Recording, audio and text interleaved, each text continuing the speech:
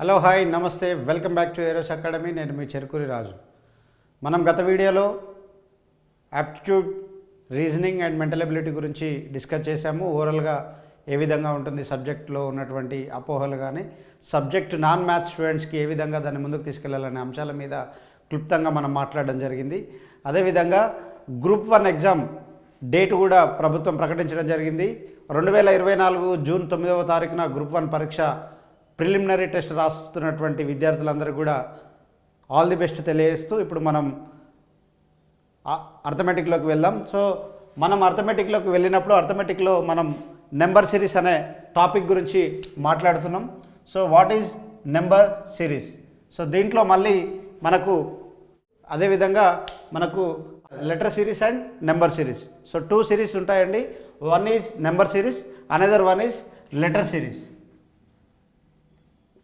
So దీంట్లో ఏమవుతుంది, కేవలం 26 లెటర్సే ఉంటాయి కాబట్టి ఈ లెటర్స్నే తిప్పి తిప్పి ఇవ్వడానికి వీలవుతుంది. కానీ ఇక్కడ మనం నెంబర్ సిరీస్ చూసినట్టయితే నెంబర్స్ ఇన్ఫినిటీ ఉంటాయి.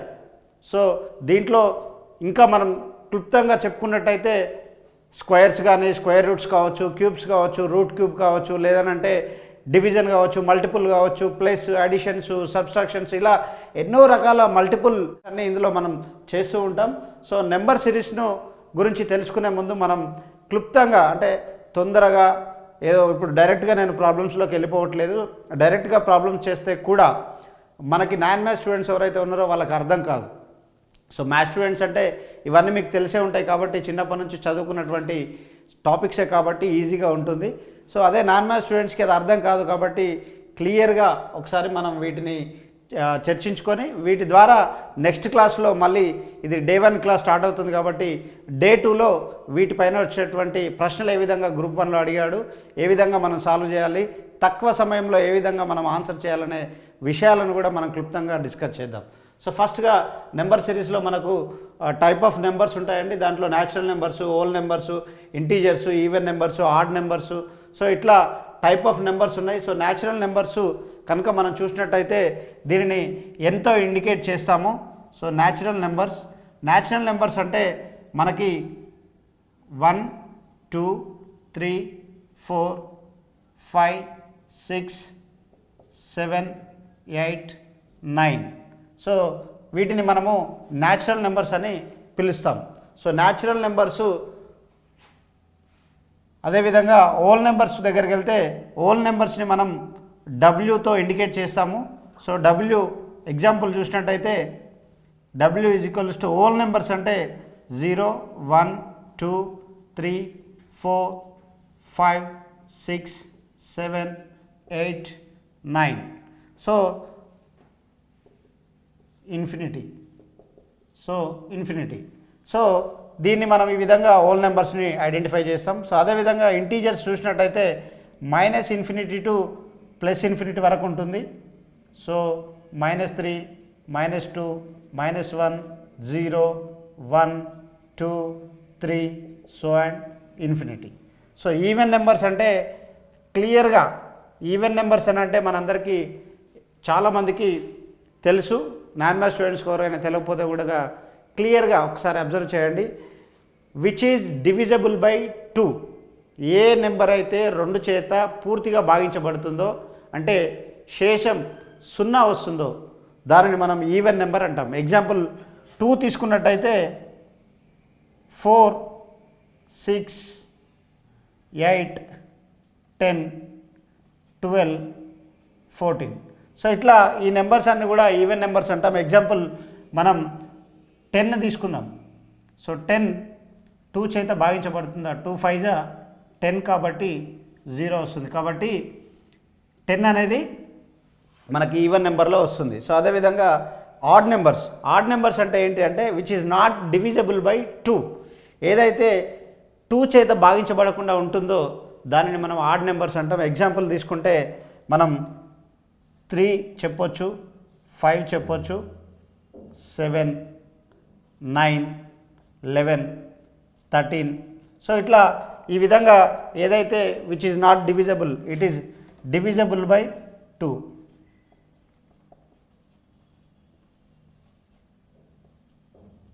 So which is not divisible by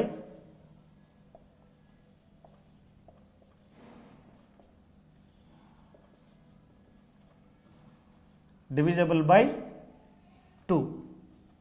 so ఇది ఆడ్ నెంబర్స్ అంటాము. సో ఇక్కడ మనం క్లియర్గా ఒకసారి కనుక మనం చూసినట్టయితే న్యాచురల్ నెంబర్స్ కూడా మనం so all natural numbers are whole numbers, okay, but all whole numbers are not natural numbers.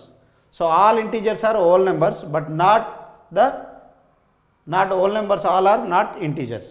So అదేవిధంగా ఈవెన్ నెంబర్స్ అన్నీ కూడా హోల్ నెంబర్స్ కిందకి వస్తాయి, కానీ అన్ని హోల్ నెంబర్స్ ఈవెన్ నెంబర్స్ కావు. సో ఈ విధంగా ఈ నెంబర్స్ గురించి మనం తెలుసుకున్నట్టయితే ఇంకా అంటే డెప్త్గా మనం క్లాసులోకి వెళ్ళేటప్పుడు మనం ఏ విధంగా అంటే ఈ నెంబర్స్ పైనటువంటి ఏ విధంగా ఇస్తారు ఎగ్జాంపుల్ ఇంకొకటి మనకు. సో నెక్స్ట్ మనం prime numbers, sixth one prime numbers. Prime numbers అంటే ఏంటి? ఎగ్జాక్ట్లీ 2 ఫ్యాక్టర్స్ ఏదైతే నెంబర్ వస్తుందో దాన్ని ప్రైమ్ నెంబర్ అంటాం. ఎగ్జాంపుల్ 2, 3, 5, 7, 11, 13, 17, 19, 23, 29, 31, 37, 43. సో ఇట్లా ఎగ్జాంపుల్ ఇవన్నీ మనకు ప్రైమ్ నెంబర్స్ కింద తీసుకుంటాం. సో ఏంటి అసలు ఎగ్జాక్ట్గా ప్రైమ్ నెంబర్స్ అని అంటే ఎగ్జాక్ట్లీ 2 ఫ్యాక్టర్స్. అంటే ఈ ఏ నెంబర్ అయినా ఒకటి తీసుకోండి, ఎగ్జాంపుల్ 5 తీసుకుందాం మనం. 5 అనేది ఎగ్జాక్ట్గా 2 ఫ్యాక్టర్స్ ఉండాలి. ఫ్యాక్టర్స్ని ఎలా ఫైండ్ అవుట్ చేస్తాం? సో టేబుల్లో మనం ఎన్నిసార్లు రిపీట్ అవుతుంది అనేది మనం చూసుకోవాలి. 1 × 5 5, 5 × 1 5.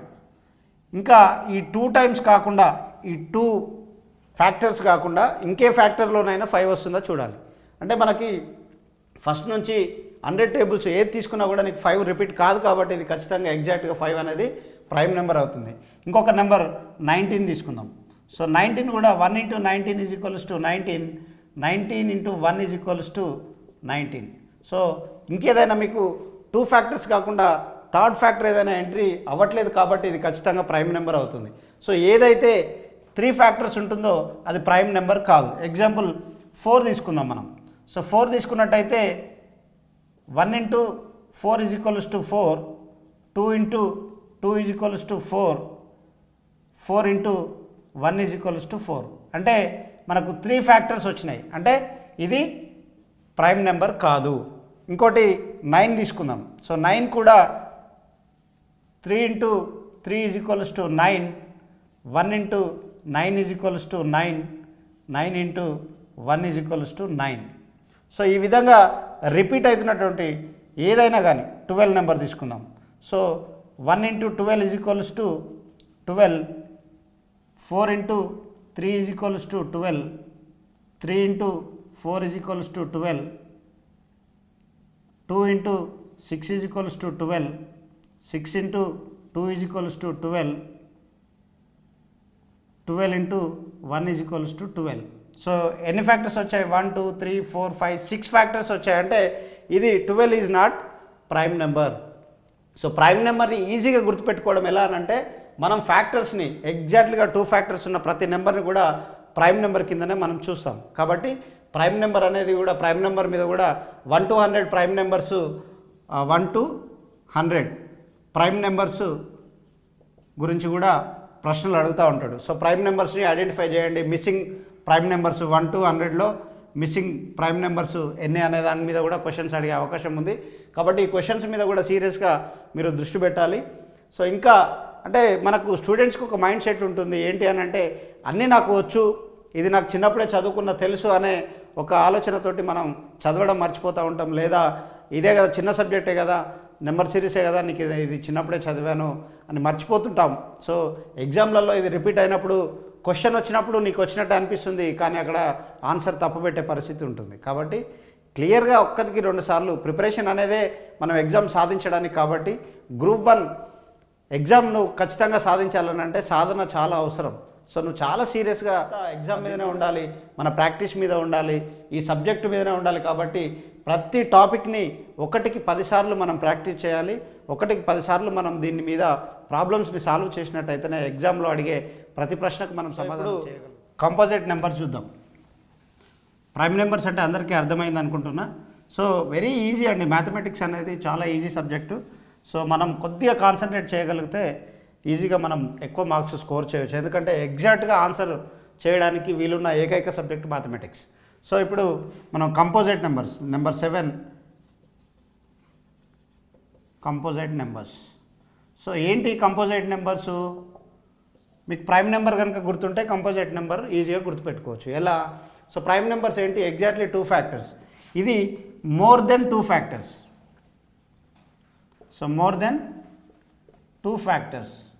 సో మోర్ దెన్ 2 ఫ్యాక్టర్స్ అంటే ఇప్పుడు మనం ఫ్యాక్టర్స్ ఎలా ఫైండ్ అవుట్ చేసాం? ఎగ్జాంపుల్ మనం 4 తీసుకున్నట్టయితే